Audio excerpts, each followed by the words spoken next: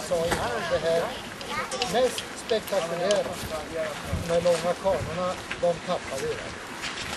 Och det innebär alltså att man gör ett antal vändningar till där man gör så kallade rollback. Och det är ju helt enkelt att man på väg åt ett håll stannar. Och det är en sån här grej som det kan vi bara prova och visa så lite fint.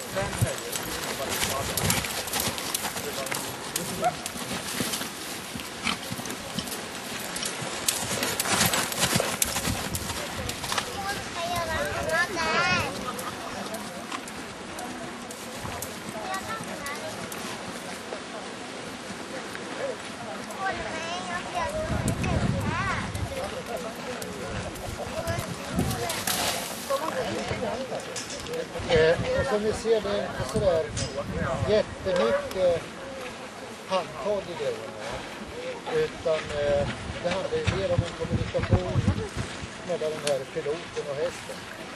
Och ibland går det, ibland gör hästen så här och sen är man en helt annanstans. Men så är det.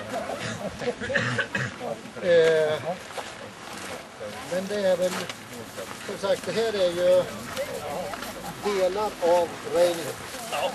Och sen blir det ett antal discipliner.